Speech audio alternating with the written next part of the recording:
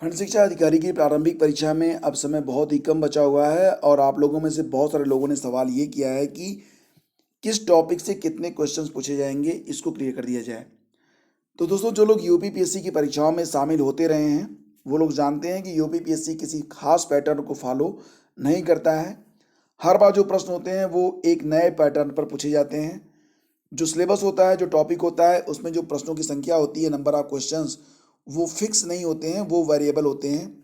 कभी कभी प्रश्न कम पूछे जाते हैं, कभी कभी प्रश्न बहुत अधिक पूछे जाते हैं।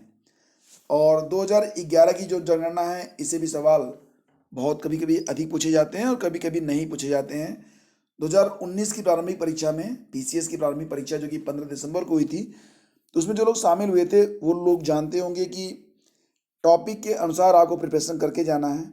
लेकिन किसी टॉपिक पर कभी कभी क्वेश्चन कम होते हैं, कभी कभी नहीं भी होते हैं। यूपी पर कोई भी क्वेश्चन नहीं था 2019 प्रारंभिक परीक्षा में। तो इसका मतलब ये नहीं है कि आने वाली परीक्षाओं में भी यूपी को हम छोड़ के जाएंगे। यूपी को छोड़ना नहीं, क्योंकि वो हमारे सिलेबस में है। तो इन 20 दिनों में आपको करना ये है कि मैक्सिमम जो प्रीवियस ईयर के क्वेश्चन पेपर हैं उसको आप जरूर हल करें। 2 दिन पढ़ें और 1 दिन रिवीजन करें, यानी कि जो भी पढ़ें उसको रिवीजन आप लोग करते रहें। मैक्सिमम टाइम आप अध्ययन को दें और मैक्सिमम जो क्विजेज हैं उसको आप लोग सॉल्व करते रहें।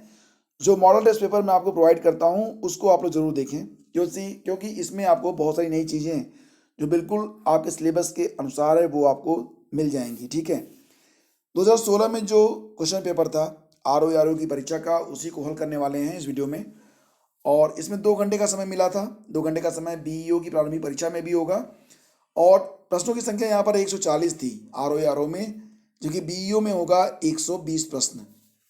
नेगेटिव मार्किंग भी होगी, यानी कि अगर किसी प्रश्न का उत्तर आपको बिल्कुल नहीं पता है तो आपको उसको टच भी नहीं करना है। तो चलिए शुरू करते हैं आज का ये वीडियो लेक्चर और क्वेश्चन नंबर 1 पे आते हैं। वीडियो को शुरू करने से थोड़ा सा जूम कर लेते हैं।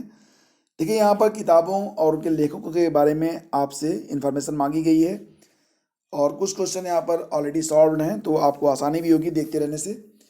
We D Savarkar the Indian war of independence, ये बिल्कुल सही है। आरसी मजुमदार ने लिखी है the sepoy mutiny and revolt of 1857, Awadh in revolt 1857 to 1858। ये राधा कमल मुखर्जी नहीं बल्कि रुद्रांशु मुखर्जी की रचना है, तो ये हमारा विकल्प सही नहीं है। और यस बी चौधरी ने क्या लिखा है, civil rebellious in the Indian minorities 1857 to 1859। तो यहाँ पर जो सी विकल्प है वो बिल्कुल सही है। ब्रिटिश भारत के निम्नलिखित प्रांतों पर विचार कीजिए और उन प्रांतों की पहचान कीजिए जहां 1937 में भारतीय राष्ट्रीय कांग्रेस का मंत्रिमंडल नहीं बना था। तो देखिए, यहाँ पर जो भारतीय राष्ट्रीय कांग्रेस का मंत्रिमंडल है वो बंगाल और पंजाब में नहीं बना था। आप जानते होंगे इसके बारे में। 1935 के भारत सरकार अधिनियम के तहत फरवरी 1937 में चुनाव हुए थे। कांग्रेस को 11 में 5 प्रांतों मद्रास, बिहार, उड़ीसा, मध्य प्रांत, संयुक्त प्रांत में पूर्ण बहुमत मिला था, जबकि बम्बई में लगभग पूर्ण बहुमत मिला था।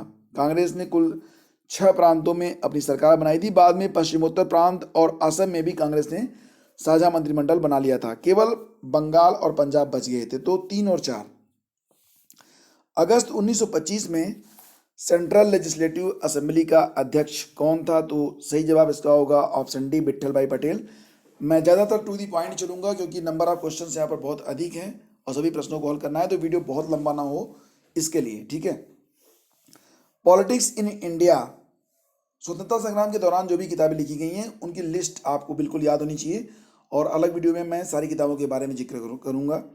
और जो भी मैं मॉडल टेस्ट पेपर देता हूँ उसको आप लोग जरूर देखा करिए, वो बहुत ही इंपॉर्टेंट है। और पॉलिटिक्स इन इंडिया ये किताब है रजनी कोठारी की। अब यहाँ पर देखिए, निम्नलिखित संस्थाओं पर विचार करना है और सही कालानुक्रम में ये कूट है उसके अनुसार आपको चुनना है। फिलहाल मैं आपको यहाँ पर सभी संस्थाओं और वर्ष जब वो बनी थी तो उसका उल्लेख कर देता हूँ, बाकी आप लोग मैच करवा लेना। बंग भाषा प्रकाशिका सभा ये 1836 में, लैंड होल्डर सोसाइटी ये 1838 में, बंगाल ब्रिटिश सोसाइटी ये 1843 में और इंडियन लीग 1875 में। तो यहाँ पर जो सही जवाब है वो आप समझ गए होंगे। अब उसके बाद आगे बढ़ते क्वेश्चन नंबर 6 पे आते हैं। छठा क्वेश्चन है, निम्नलिखित में कौन एक भारतीय संविधान के अंतर्गत आपात की घोषणा, जिसका उल्लेख संविधान के अनुच्छेद 352 में है, का आधार नहीं हो सकता है? तो ये देखिए, युद्ध, वाह्य आक्रमण और सशस्त्र विद्रोह, ये इसके आधार हैं। आंतरिक अशांति को बाद में हटा दिया गया था, यानी कि विकल्प डी को हम आंसर करेंगे। भारतीय संविधान के प्राधिकृत हिंदी पाठ को निम्नलिखित संविधान संशोधनों में से किसके द्वारा प्रकाशित करने के लिए अधिकृत किया गया? तो ये जो सही जवाब है, ये 58वां संशोधन था, जो कि हुआ था 1987 में। अगला सवाल है कि निम्नलिखित में कौन भारतीय संविधान के अंतर्गत सही सुमेलित नहीं है? पंचायत भाग 9 में है, ये बिल्कुल सही है। और नगर पालिकाएँ ये भाग 9 क में हैं। नगर सहकारी समितियाँ ये भाग 9 ख में हैं। अधिकरण का जो उल्लेख है ये भाग 10 में नहीं है, बल्कि ये भाग 14 क में है। तो डी को हम आंसर करेंगे। अगला सवाल है, भारतीय संविधान के संदर्भ में निम्नलिखित कथनों पर विचार कीजिए। संघ मंत्रिपरिषद लोकसभा के प्रति सामूहिक रूप से उत्तरदायी होगा। देखिए, ये विकल्प बिल्कुल सही है। और संघ के मंत्री प्रधानमंत्री के प्रसाद पर्यंत अपने पद धारण करेंगे, ये बिल्कुल नहीं है। तो सही जवाब है ऑप्शन ए, केवल एक सही है। सूची दी गई है, उसका मिलान आपको कराना है। 7वीं अनुसूची का जो संबंध है वो किससे है, आप जानते होंगे।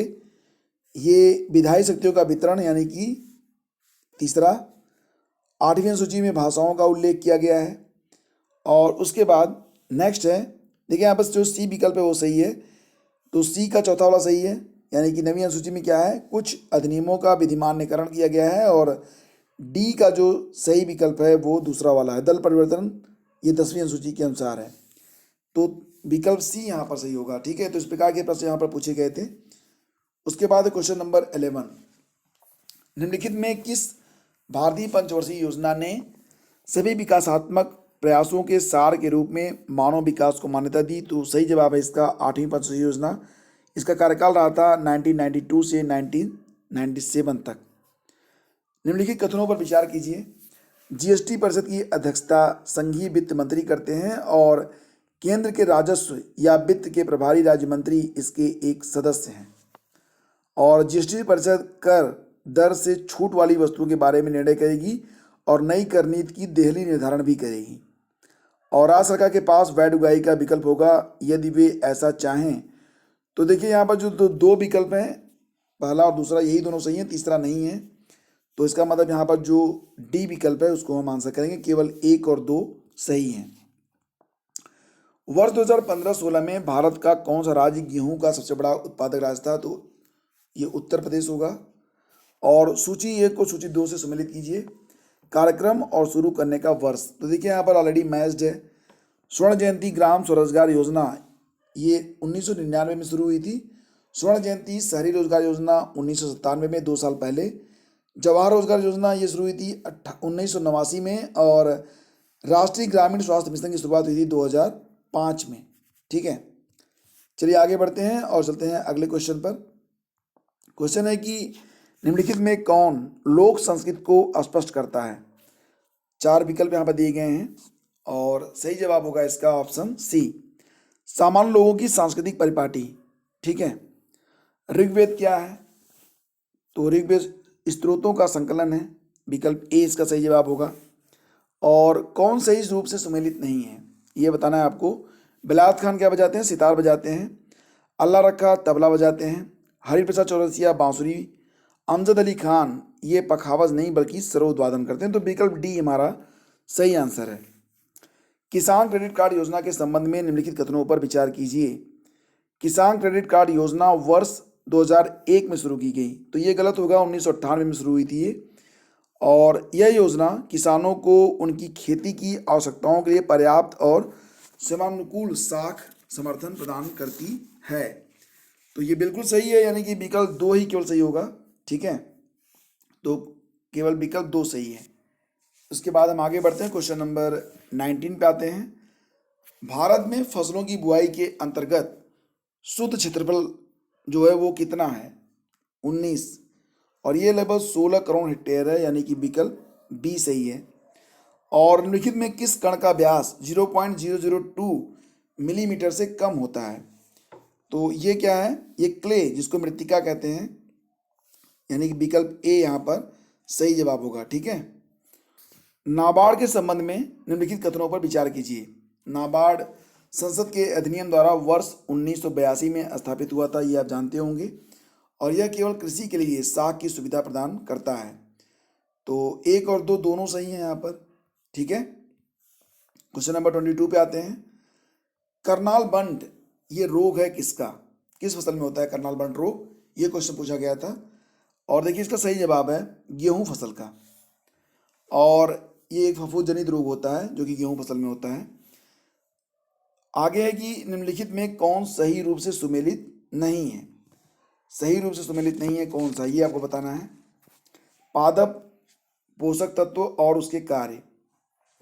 तो नत्रजन ये वृद्धि और विकास करता है, सही है। फास्फोरस जड़ का विकास, पोटेशियम स्टोमेटा के खुलने का एवं बंद होने का नियंत्रण, और बोरान जो है ये रोग प्रतिरोधकता, यानी कि ये एक पोषक तत्व है, सूक्ष्म पोषक तत्व जो कि पौधों में रोग प्रतिरोधकता बढ़ाता है, ये भी सही है। यानी कि चारों विकल्प यहाँ पर सही हैं। ठीक है, चारों विकल्प यहाँ पर सही हैं, और इनमें से इसके अनुसार कोई भी विकल्प सही नहीं माना जाएगा, मतलब आंसर आप किसी को नहीं कर पाएंगे। फिलहाल कुछ हद तक आप बोरान को आंसर कर सकते थे, लेकिन बोरान का काम यही है, ये पौधों में रोग प्रतिरोधक क्षमता को बढ़ा देता है। उपभोक्ता सहकारी भंडार स्थापित किए जाते हैं। उपभोक्ता सहकारी भंडार स्थापित किए जाते हैं, तो विकल्प ए इसका सही जवाब है, ये सदस्यों के द्वारा स्थापित किए जाते हैं। सेबी अधिनियम कब पारित हुआ था, ये 1992 में हुआ था। और नीचे देखिए कैपिटल गेन टैक्स, ये किस पे लगता है, संपत्ति विक्रय पर लगता है। उसके बाद है सेंट्रल एक्साइज ड्यूटी, ये फैक्ट्री निर्मित वस्तु है। कस्टम ड्यूटी किस पर लगता है, सी, तो ये आयात पर लगता है। और कॉर्पोरेट टैक्स ये आय पर। तो इस प्रकार से इसको सुमेल करना है। अगला सवाल है, निम्नलिखित में कौन सही सुमेलित नहीं है। सही सुमेलित नहीं है। जवाहरलाल नेहरू कृषि विश्वविद्यालय ये मध्य प्रदेश में है। सरदार वल्लभ भाई पटेल कृषि एवं प्रौद्योगिकी विश्वविद्यालय ये उत्तर प्रदेश में है। इंदिरा गांधी कृषि विश्वविद्यालय ये राजस्थान में नहीं था, बल्कि ये रायपुर छत्तीसगढ़ में है। और आचार्य एन जी रंगा एग्रीकल्चरल यूनिवर्सिटी ये तेलंगाना में है। ठीक है, तो ये बिल्कुल सी सही जवाब होगा इसका। और उसके बाद आगे बढ़ते हैं, क्वेश्चन नंबर 28 पे आते हैं। सूक्ष्म लघु एवं मध्यम उद्यम विकास अधिनियम, जिसको कहेंगे आप MSMED, ये कब पारित हुआ था, ये क्वेश्चन पूछा गया था। और इसका सही जवाब है ऑप्शन बी, यानी कि 2006 में। लघु निर्मात्री उद्योग में प्लांट एवं मशीनरी में विनियोग की मात्रा होनी चाहिए। तो यहाँ पर देखिए जो आंसर किया गया है कि कुछ प्रश्नों पर 2-2 बार टिक हुआ है, तो मैं सही जवाब आपको दे दूंगा यहाँ पर। ठीक है, आप लोग कंफ्यूज मत होना कि जो ऑलरेडी टिक है वही सही आंसर होगा। जो सही आंसर होगा मैं दे दूंगा आपको। तो लघु निर्मात्री उद्योग में प्लांट एवं मशीनरी में विनियोग की मात्रा होनी चाहिए कितनी, तो देखिए इसका जो सही जवाब है वो ऑप्शन सी है, 25 लाख रुपए से ऊपर परंतु 5 करोड़ रुपए से अधिक नहीं। तो सी को हम आंसर करेंगे। और 2011 की जनगणना के आधार पर उत्तर प्रदेश के संदर्भ में निम्नलिखित आंकड़ों में से कौन सा सही सुमेलित नहीं है। तो देखिए यहाँ पर प्रदेश की जनसंख्या में उत्तर प्रदेश की जनसंख्या का प्रतिशत ये 18.5 नहीं था, बल्कि 16.50 था। तो ए को आंसर करेंगे, बाकी तो सही होंगे। प्रति वर्ग किलोमीटर घनत्व था 829। उत्तर प्रदेश की 2001 से 2011 दशाब्द में जनसंख्या में प्रतिशत था कितना प्रतिशत, ये था 20.23%। और महिला साक्षरता थी 57.18%। ठीक है, समझ गया। चलिए क्वेश्चन नंबर 31 पे आते हैं। निम्नलिखित में से किस राज्य की जनसंख्या सर्वाधिक है। किस राज्य की जनसंख्या सर्वाधिक है, तो ये उत्तर प्रदेश है, ये तो आप जानते होंगे। भारत की जनगणना हर 10 वर्ष पर की जाती है, और 10 वर्ष की अवधि के दौरान भारत की जनसंख्या अधिकांशतः अपरिवर्तित रही है। तो देखिए यहाँ पर जो जनगणना है वो तो हर 10 वर्ष पर होती है, बिल्कुल सही है। और अपरिवर्तित तो नहीं रही है, यानी कि ए सही है लेकिन आर गलत है, तो विकल्प सी। विनिमय शर्त विलेख अधिनियम ये प्रभावकारी हुआ था, तो देखिए ये पारित नहीं हो सका था, इसलिए इसमें कोई भी आंसर सही नहीं है। और 2011 की भारत की जनगणना के लिए निम्नलिखित में कौन सा आदर्श वाक्य उपयोग किया गया था? तो ये था our census our future, our census our future, D. कौन सा अभयारण्य सही सुमेलित नहीं है? तो देखते हैं। समसपुर ये रायबरेली में है, नवाबगंज ये लखनऊ में नहीं है बल्कि ये इलाहाबाद में नहीं है बल्कि ये लखनऊ और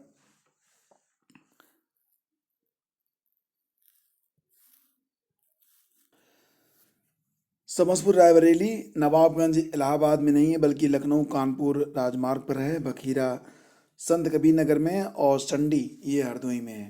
तो इस प्रकार से यहाँ पर जो सुमेलित नहीं था वो ऑप्शन बी था। अब यहाँ पर देखिए जो क्वेश्चन है वो ये है कि पारिस्थितिकी पदछाप के माप की इकाई क्या है? ठीक है, measurement unit of ecological footprint is, तो ये है ग्लोबल हेक्टेयर्स बोलते हैं इसे, भूमंडलीय हेक्टेयर, यानी कि विकल्प ए। अब कथनों पर विचार करना था, कथन और कारण दिए गए हैं और नीचे कूट में से सही कूट आपको चुनना था उत्तर के रूप में। भारत में वन क्षेत्र का ह्रास भारत के जननांकीय संक्रमण से प्रत्यक्षतः संबंधित रहा है। कारण बताया जा रहा है कि वन क्षेत्र एवं जनसंख्या वृद्धि में प्रायः नकारात्मक संबंध होता है। तो इस प्रकार से यहाँ पर कथन और कारण दिए गए थे। तो यहाँ पर देखेंगे अगर आप तो ए और आर दोनों सही हैं, लेकिन आर जो है वो ए की व्याख्या नहीं है, तो हम बी को आंसर करेंगे। ठीक है, कौन छत्तीसगढ़ में स्थित है? कौन सा जो उद्यान है ये छत्तीसगढ़ में है? तो इंद्रावती राष्ट्रीय उद्यान ये छत्तीसगढ़ में है। बाकी अंशी राष्ट्रीय उद्यान ये कहाँ पर है? कर्नाटक के उत्तरी गोवा से सटा हुआ है। और बेटला जो राष्ट्रीय उद्यान है ये कहाँ पर है? तो जानते होंगे आप, ये लातेहार झारखंड में है। ठीक है, और गुगामल राष्ट्रीय उद्यान ये अमरावती महाराष्ट्र में है। तो ये बिल्कुल याद रखना आप। और जनगणना 2011 के अनुसार निम्नलिखित में से किसमें जनसंख्या घनत्व सबसे कम है? तो देखिएंगे अगर आप यहाँ पर, तो सबसे कम तो उत्तर प्रदेश का ही है, क्योंकि बाकी तो यहाँ पर काफ़ी अधिक है। उत्तर प्रदेश में कितना है? 829 है, जबकि बिहार में 1102, वेस्ट बंगाल में कितना है? 800, कितना 1029 है। ठीक है, 1029 है, और 859 है केरल में, 859 है केरल में। तो उत्तर प्रदेश 829 ये सबसे कम है। इसके बाद देखते हैं क्वेश्चन नंबर 40। भितरकनिका गरान के संदर्भ में निम्नलिखित कथनों पर विचार कीजिए।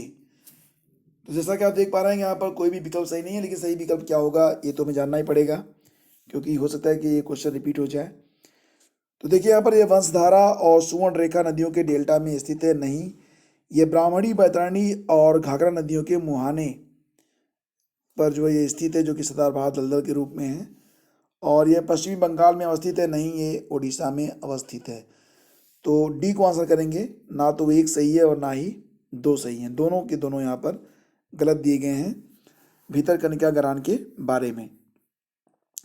भारत में सन 2001 के पश्चात शहरीकरण में तीव्र वृद्धि हुई है और भारत में मोबाइल संप्रेषण के क्षेत्र में क्रांति हो रही है। तो देखिए ए तो गलत है और कारण इसका जो है वो सही है। तो ए सही है, ए गलत है और आर सही है। तो हम डी को आंसर करेंगे। निम्नलिखित राज्यों को 2011 जनगणना के अनुसार और उनके नगरीकरण के आरोही क्रम में व्यवस्थित कीजिए तथा राज्यों के नीचे दिए गए कूटों से सही उत्तर आपको चुनना है। क्वेश्चन समझ गया? राज्यों को 2011 जनगणना के अनुसार उनके नगरीकरण के आरोही क्रम में व्यवस्थित कीजिए तथा राज्यों के नीचे दिए गए कूटों से सही उत्तर आपको चुनना है। ठीक है, और इस प्रकार से अगर देखेंगे तो सबसे पहले तो तमिलनाडु है, उसके बाद केरल है, उसके बाद मिजोरम और फिर गोवा। तो ये सही क्रम बनेगा, यानी कि डी ऑप्शन इसका सही आंसर होगा। सूची 1 को सूची 2 के साथ सुमेलित कीजिए तथा सूचियों के अंत में दिए गए कूटों से सही उत्तर चुनिए। जैवमंडल आरक्षित क्षेत्र हैं और ये किस राज्य में स्थित है ये आपको बताना है। हालांकि यहाँ पर ऑलरेडी सही तरीके से मिला दिया गया है। सिमलीपाल ये कहाँ पर स्थित है? तो सिमलीपाल ये है हिमाचल प्रदेश में। ठीक है, और दिहांग दिबांग ये अरुणाचल प्रदेश में है। तीसरा विकल्प सही होगा। नोकरेक कहाँ पर है? नोकरेक मेघालय में है। और कोल्ड डेजर्ट ये कहाँ पर है? ये ओडिशा में है। ठीक है, तो इस प्रकार से इसको हम मैच कर लेंगे। और उसके बाद क्वेश्चन नंबर 44 है, भारत की 2011 की जनगणना के अनुसार सर्वाधिक जनसंख्या निम्नलिखित नगरीय युग्मों में से किसमें दर्शित हुई है? कोलकाता एवं दिल्ली, दिल्ली एवं बेंगलुरु, मुंबई एवं कोलकाता। तो इसका जो सही जवाब है वो आपको बताना है। 2011 की जनगणना के अनुसार सर्वाधिक जनसंख्या निम्नलिखित नगरीय युग्मों में किसमें दर्शित हुई है? तो देखिए मुंबई और दिल्ली में हुई है, तो विकल्प डी इसका सही आंसर हो जाएगा। अगला क्वेश्चन भी सेंसस 2011 से ही था कि जनगणना के अनुसार भारत की जनसंख्या विश्व की जनसंख्या का कितना प्रतिशत है? और इसका सही आंसर है 17.31%। नेक्स्ट है, यूनेस्को ने जुलाई 2016 में भारत के निम्नलिखित किस राष्ट्रीय उद्यान को विश्व धरोहर स्थल घोषित किया? तो ये है कंचनजंगा खानचेनजोंगा राष्ट्रीय उद्यान, यानी कि विकल्प बी इसका सही आंसर हो गया। सोलर इम्पल्स 2 विमान ने जुलाई 2016 में अपनी विश्व भ्रमण यात्रा निम्नलिखित में से किस स्थान पर पूरी की? तो ये जो यात्रा थी वो पूरी हुई थी अबू धाबी में। ठीक है, तो ये काफ़ी पुराना क्वेश्चन है, तो ये तो नहीं पूछा जाएगा, लेकिन फिलहाल सितंबर 2016 में निम्नलिखित में से किस देश को मलेरिया मुक्त देश के रूप में विश्व स्वास्थ्य संगठन द्वारा घोषित किया गया? तो ये देश था श्रीलंका। ठीक है, रियो 2016 के पैरालंपिक में निम्नलिखित में से किस भारतीय खिलाड़ी ने स्वर्ण पदक जीता था? तो सही जवाब इसका मरियप्पन थंगावेलु, तो विकल्प सी। अगला सवाल था, सितंबर 2016 में संपन्न हुए under 18 Asia cup hockey tournament के फाइनल मैच में भारत ने किसको हराया? तो 4 विकल्प में से सही जवाब था ऑप्शन डी, पाकिस्तान को। और निम्नलिखित में से किस राज्य में 2011 की जनगणना के अनुसार 10 लाख ही प्लस के नगरीय समूह में शामिल नहीं है? तो देखिए यहाँ पर जो विकल्प हैं उनमें सही जवाब होगा ऑप्शन सी, यानी कि ये ओडिशा होगा। ठीक है, उसके बाद क्रम से आगे बढ़ते हैं, क्वेश्चन नंबर 52 पे आते हैं। और ये क्वेश्चन है कि 2016 में घोषित संपोषणी विकास लक्ष्य सूचकांक में भारत का स्थान कितना है?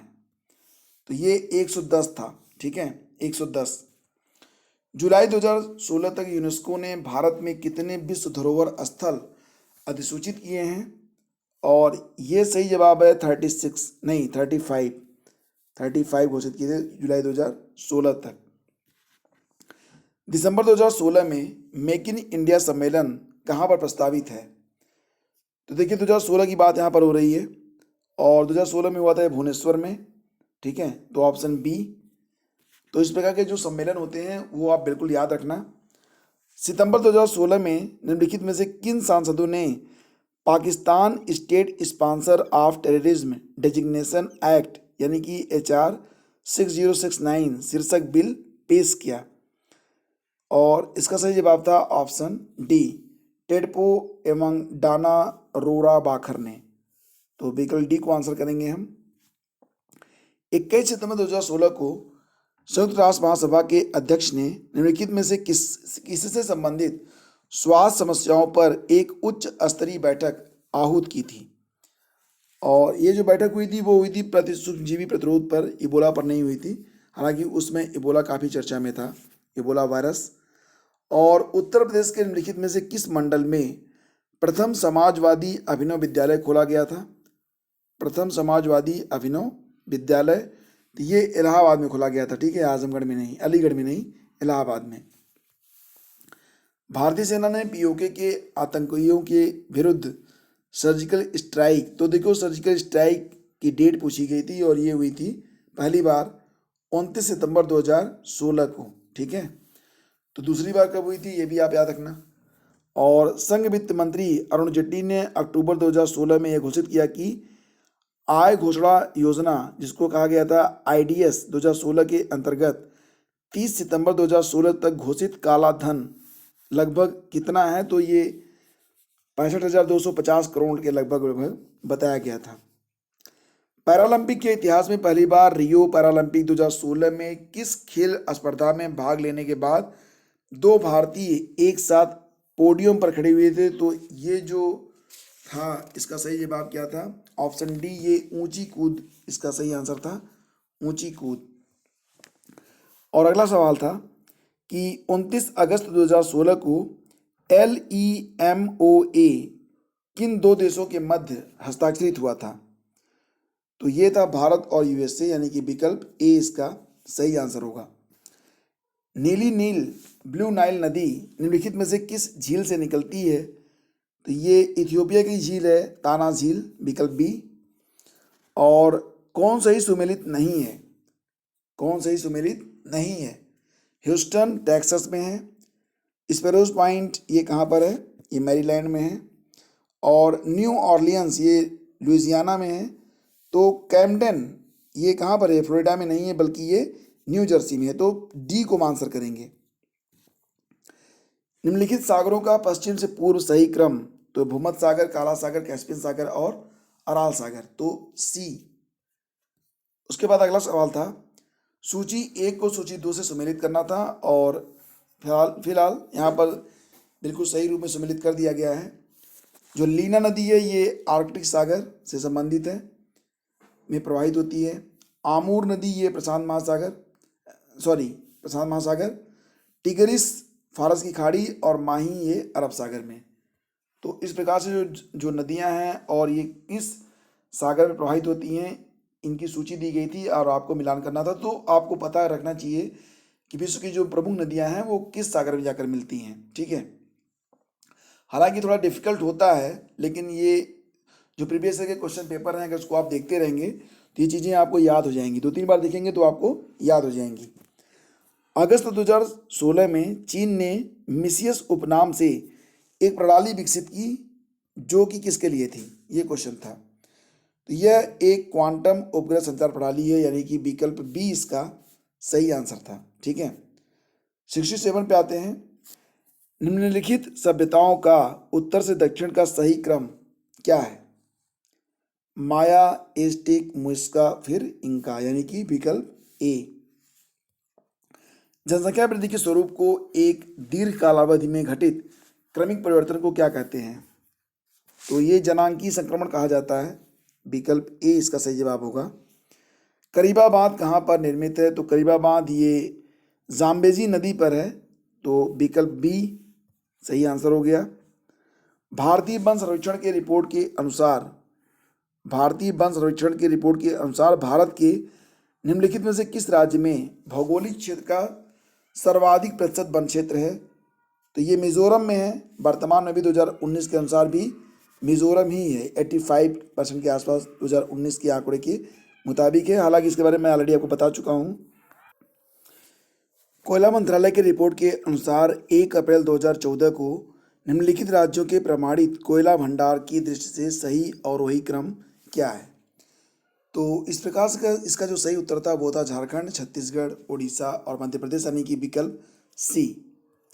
निम्नलिखित कथनों पर विचार कीजिए। कथन था कि प्राकृतिक साधन वे होते हैं जो किसी क्षेत्र में स्थित हैं तथा भविष्य में भी प्रयोग में लाए जाते हैं या जा सकते हैं।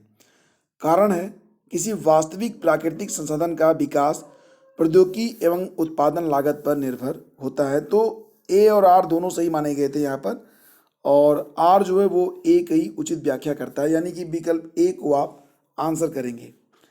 अपनी पुस्तक इंट्रोड्यूसिंग कल्चरल ज्योग्राफी में जेई स्पेंसर तथा WL थॉमस ने विश्व को कितने सांस्कृतिक विश्व में विभाजित किया है?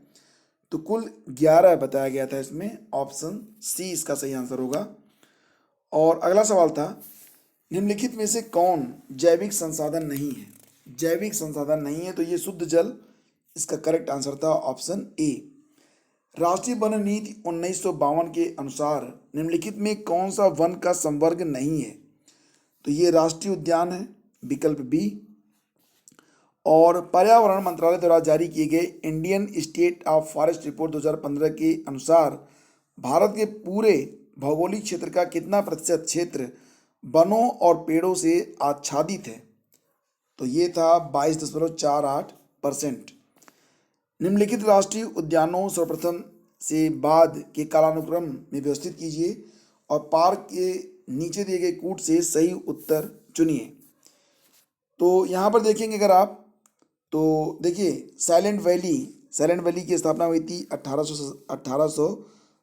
1847 में, और जिम कॉर्बेट पार्क ये स्थापित हुआ था 1936 में, और काजीरंगा ये 1905 में, और ये जो है कान्हा ये 1935 में। ठीक है, तो अब आप आराम से इसमें मैच करा सकते हैं। चलिए आगे बढ़ते हैं। अब देखो यहाँ पर जो क्वेश्चंस हैं ये मैथ और रीजनिंग के क्वेश्चन होंगे, और इनको डिटेल में हम हल करेंगे एक अलग वीडियो में। इस वीडियो में मैं आपको क्वेश्चन और उसका आंसर बताता हुआ आगे बढ़ूंगा, क्योंकि वीडियो की ड्यूरेशन पर भी मुझे ध्यान देना है। तो देखिए इस प्रकार के अगर क्वेश्चन आते हैं, 1 सही 1/2 धन 11 सही 1/2 धन 111 सही 1/2 धन, फिर 1111 सही 1/2, तो इस प्रकार से अगर आप देखेंगे तो यहाँ पर ए आधा 1 हो गया, ये आधा 1 हो गया, तो 2 आप ऐड कर लेंगे, बाकी को आप आराम से ऐड कर सकते हैं। ठीक है, इस प्रकार से आप ऐड करके इसमें 2 आप और ऐड कर देना, तो आंसर आपको मिल जाएगा और वो ये होगा। ठीक है, निम्नलिखित अक्षर श्रेणी में लुप्त अक्षर क्रम से हैं, तो इसमें सही जवाब है ऑप्शन सी। ऊर्जा उत्पादन के निम्नलिखित साधनों पर विचार कीजिए। जल, प्राकृतिक गैस, नाभिकीय डीजल। तो यहाँ पर इन्हें भारत में ऊर्जा उत्पादन के कुल प्रतिस्थापित क्षमता में उनके प्रतिशत अंश, जो कि 30 सितंबर 2016 के अनुसार है, और वही क्रम में व्यवस्थित कीजिए। तो विकल्प डी इसका सही जवाब था। ठीक है, चलो आगे बढ़ते हैं। क्वेश्चन नंबर 81 पे आते हैं। शैलेश उत्तर की ओर 4 किलोमीटर चलता है, उत्तर की ओर 4 किलोमीटर चलता है, वह बाएं मुड़ता है और 6 किलोमीटर चलता है, वह पुनः दाएं मुड़ता है और 4 किलोमीटर चलता है। प्रारंभिक बिंदु से वह कितनी दूरी पर है? ठीक है, तो इस प्रकार से आप निकाल लेंगे, पाइथागोरस प्रमेय लगाकर 10 किलोमीटर हो जाएगा। और ये क्वेश्चन जो है, देखो यहाँ पर जो क्वेश्चन है रीजनिंग के, उनको हम हल करेंगे एक अलग वीडियो में, जिसका लिंक इसी वीडियो के डिस्क्रिप्शन में आपको बहुत जल्द मिल जाएगा। हालांकि अगर आप वीडियो देख रहे हैं तो चेक कर लीजिए, अब तक अपडेट भी हो गया होगा। 3 × 4 बराबर 1609, 5 × 6 बराबर 3625, 1 × 2 बराबर 401 हो तो 4 × 7 बराबर कितना होगा? तो आप देख रहे हैं यहाँ पर कि 3 त्रिक का 9 होता है, पीछे लिख दिया गया है, 4 चौके 16 होता है, तो यही पैटर्न यहाँ पर फॉलो किया गया है। ठीक है, तो इसी पैटर्न पर सही जवाब होगा 4916। और यहाँ पर जो चार्ट है उसमें लुप्त संख्या बतानी थी, तो लुप्त संख्या क्या थी इसकी? ये थी ऑप्शन सी सही जवाब होगा इसका 30। पासे पर आधारित सवाल पूछा गया था। ठीक है, तो ये सारे जो प्रश्न हैं इसको हम हल करेंगे डिटेल में एक अलग वीडियो में। अभी जीएस के प्रश्नों को उठाते हैं और उसके बाद क्रम से आगे बढ़ते हैं। ठीक है, तो चलो क्वेश्चन नंबर 93 पे आ जाते हैं। और यूपी में 2011 की भारत की जनगणना के अनुसार साक्षरता दर कितनी है? ये सवाल है यहाँ पर। 2011 की भारत की जनगणना के अनुसार साक्षरता दर 70.05% ये बताई गई थी। भारत के समस्त राज्यों में क्षेत्रफल के अनुसार उत्तर प्रदेश का स्थान यहाँ पर चौथा हो जाएगा। और उसके बाद है, किस वर्ष भारतेंदु नाट्य अकादमी की स्थापना हुई? तो ये 1975। और किस स्थान को सितार और सुरबहार संगीत के इमदाद खानी घराना के लिए जाना जाता है? तो ये इटावा है, विकल्प सी इसका सही जवाब होगा। और कौन सही सुमेलित नहीं है? तो देखो यहाँ पर जो धान है उसकी प्रजाति गोविंद सही है, गेहूँ ये वाला गलत होगा, तो इसको हम आंसर कर देंगे। ठीक है, बाकी यहाँ पर सही है, अरहर पारस और मटर प्रकाश। किस जिले में मार मृदा पाई जाती है? तो आयोग ने इसका उत्तर जो था वो स्टार में डाल दिया था, तो हम भी इसे स्टार ही डाल देते हैं। उसके बाद क्रम से आगे बढ़ते हैं। क्वेश्चन नंबर 100 पे आते हैं। किस स्थान पर मुड़िया पूर्णिमा मेला का आयोजन किया जाता है? तो ये कहाँ पर होता है? Option C Govardhan. अब सूची 1 को सूची 2 के साथ सम्मिलित कीजिए और सूचियों के नीचे दिए गए कूटों में से सही उत्तर चुनिए। अलीगढ़, फिरोजाबाद, मुरादाबाद और टांडा। तो जैसा कि आप जानते हैं अलीगढ़ में ताले बनते हैं, अलीगढ़ लॉक। फिरोजाबाद में क्या बनती है? चूड़ियाँ बनती हैं। मुरादाबाद पीतल के बर्तन ले जाना जाता है। और टांडा में विद्युत करघा के उत्पाद हैं। ठीक है, तो इस प्रकार से इसको मैच करा लेना था। किसका जन्म आगरा में हुआ था? तो आप जानते हैं कि आगरा में गालिब पैदा हुए थे, मिर्ज़ा गालिब। किस नगर में राजकीय ललित कला अकादमी उत्तर प्रदेश अवस्थित है? तो देखो ये वाराणसी में नहीं है, बल्कि ये कहाँ पर है, ये लखनऊ में है। ठीक है, वाराणसी मत करना, लखनऊ करना। किसने शंभू महाराज को हिंदुस्तानी शास्त्रीय संगीत की शिक्षा दी? तो ये थे अब्दुल करीम खान, विकल्प डी। ठीक है, अब्दुल करीम खान। कौन परमवीर चक्र विजेता नहीं है? तो इसमें सही जवाब है नीरज कुमार सिंह। अगला सवाल है, कौन उत्तर प्रदेश की प्रथम महिला मुख्यमंत्री थी? उत्तर प्रदेश की पहली महिला मुख्यमंत्री ये थी श्रीमती सुचेता कृपलानी। तो विकल्प डी। सही सुमेलित नहीं है कौन सा, ये बताना है आपको। लखीमपुर खीरी नक्काशीदार काष्ठ शिल्प। जैसा कि आप जानते हैं कि नक्काशीदार काष्ठ शिल्प ये सहारनपुर से संबंधित है, तो यही हमारा आंसर हो जाएगा। बाकी यहाँ पर सब करेक्ट हैं, सही हैं। उसके बाद question number 108, thermoresistor, electronic thermometer, संधारित्र थर्मामीटर, बाईपोलर जंक्शन ट्रांजिस्टर, दृष्टिकारी जंक्शन डायोड, आवर्धक। तो इसमें आपको मैच कराना था। तो देखिए यहाँ पर जो सी होगा ये सही जवाब हो जाएगा। बाईपोलर जंक्शन ट्रांजिस्टर ये दृष्टिकारी नहीं होता, ये दृष्टिकारी होता है, बाकी यहाँ पर सही नहीं है। तो ये हो जाएगा हमारा आंसर। स्ट्रेटेलाइट क्या होता है? स्ट्रेटेलाइट ये अधिक ऊंचाई पर समताप मंडल में स्थापित वायुपेय होते हैं। तो विकल्प सी। नाभिकीय संलयन रिएक्टर के विषय में निम्नलिखित कथनों पर विचार कीजिए। नाभिकीय संलयन रिएक्टरों के विषय में निम्नलिखित कथनों पर विचार कीजिए। तो देखिए यहाँ पर कथन क्या है, वे भारी नाविकों के विखंडन के सिद्धांत पर कार्य करते हैं। तो ऐसा नहीं होता है। अब दूसरा देखते हैं, साधारणतया उनकी टोक मार्क डिजाइन होती है, ये सही है। और वे बहुत अधिक तापक्रम पर कार्य करते हैं, ये भी सही है। तो विकल्प सी सही होगा, केवल 2 और 3। कौन ट्रांजिस्टर का एक महत्वपूर्ण भाग है? तो आप जानते हो कि जर्मेनियम और सिलिकॉन को मिलाकर का जो है बनता है ट्रांजिस्टर। तो विकल्प बी। और हल्के रंगीन कपड़ों को गर्मी में वरीयता दी जाती है क्योंकि हल्के रंग ऊष्मा को कम अवशोषित करते हैं। तो सही जवाब है ए और आर दोनों सही हैं, आर ए की व्याख्या भी है। उसके बाद है क्वेश्चन नंबर 113 और सवाल ये है कि किसका उपयोग विस्फोटक के उत्पादन में किया जाता है? विस्फोटक के उत्पादन में तो आपने टीएनटी का नाम सुना होगा, उसमें क्रिस्टल मिलाया जाता है। तो विकल्प ए सही जवाब होगा इसका। और किसका उपयोग दिया सलाई के निर्माण में होता है? तो ये लाल फास्फोरस है, रेड फास्फोरस। माचिस के हेड पर जो लगा होता है वो लाल फास्फोरस ही होता है। कौन सही सुमेलित नहीं है? तो जब आप जानते हैं कि क्षय रोग ये आनुवंशिक नहीं होता है, तो ये सही सुमेलित नहीं है, बाकी सब यहाँ पर सही हैं। सांप के जहरीले विषदंत रूपांतरित होते हैं, तो ये जंबिका दंत होते हैं। ठीक है, जो कि विषग्रंथियों से जाकर जुड़े रहते हैं। मच्छरों के बारे में निम्नलिखित कथनों पर विचार कीजिए। केवल नर रक्त चूसते हैं, ये गलत है। केवल मादा रक्त चूसती है, ये सही है। मादा पौधों का रस चूसती है, ये गलत है। ये काम नरों का है, मादा का नहीं है। मादा यहाँ पर रक्त चूसती है। और मादा की अपेक्षा नर के डैने बड़े होते हैं, ये गलत है। नर की अपेक्षा मादा के डैने बड़े होते हैं, यानी कि यहाँ पर जो 2 और 5 है केवल यही सही है। तो हम डी को आंसर करेंगे, केवल 2 और 5। सूची 1 को सूची 2 के साथ सम्मिलित कीजिए और सूचियों के अंत में दिए गए कूट का उपयोग करके सही उत्तर चुनिए।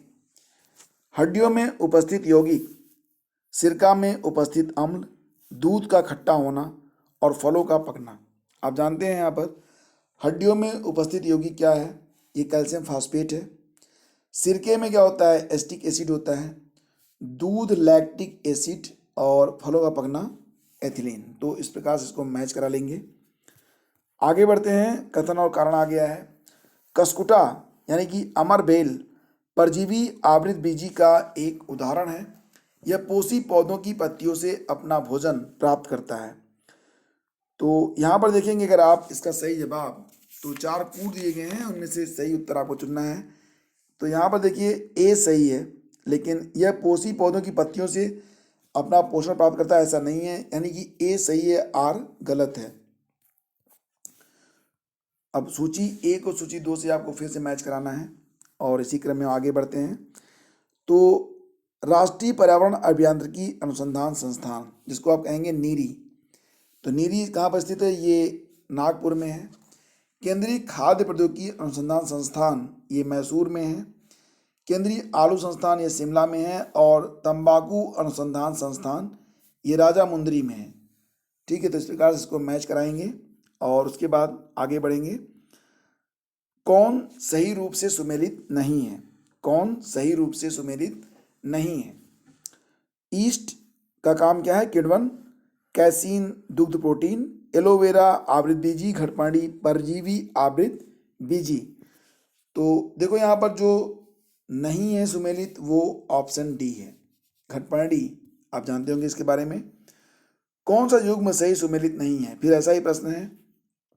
विटामिन डी की कमी से बढ़ांता नहीं होती, बल्कि यह एक आनुवंशिक बीमारी है। विटामिन ए की कमी से रतौंधी हो जाती है, B3 की कमी से पेलाग्रा, और फोलिक एसिड की कमी से एनीमिया यानी कि रक्त अल्पता हो जाती है। ठीक है, उसके बाद है क्वेश्चन नंबर 123। एका ब्राह्मण किसके लिए प्रयुक्त हुआ है? एका ब्राह्मण, और ये प्रयुक्त हुआ है किसके लिए? गौतमी पुत्र सातकर्णी के लिए, यानी कि विकल्प सी। किसका शिखर द्रविड़ शैली में बना हुआ है? ग्वालियर का तेली मंदिर जो है, इसकी ऊंचाई लगभग 100 फुट है और छत जो है इसका द्रविड़ शैली में बना हुआ है। तो विकल्प बी को हम आंसर करेंगे। ठीक है, विकल्प बी। बुद्ध द्वारा रूपांतरित निम्न व्यक्तियों में कौन सा अंतिम था? तो ये सुभद्र अंतिम व्यक्ति था। और समुद्रगुप्त के प्रयाग प्रशस्ति वाले स्तंभ पर निम्नलिखित में किसका लेख मिलता है? तो इसका सही जवाब है दारा सिकोह। और निम्नलिखित में कौन सही सुमेलित नहीं है? कौन सही सुमेलित नहीं है? तो यहाँ पर जो सही जवाब है वो क्या होगा? कुषाण स्वर्ण एवं ताम्र, ये सही है। गुप्त स्वर्ण एवं रजत, ये भी सही है। सातवाहन स्वर्ण, कलचुरी स्वर्ण रजत एवं ताम्र, तो देखो ये भी सही है। केवल ऑप्शन सी हमारा सही जवाब हो जाएगा। ठीक है, निम्नलिखित में किस परिवार ने सर्वप्रथम अकबर के साथ वैवाहिक संबंध स्थापित किया था? यह क्वेश्चन बहुत बार पूछा गया है और ये कछवाहा राजपूत थे। ठीक है, ऑप्शन सी।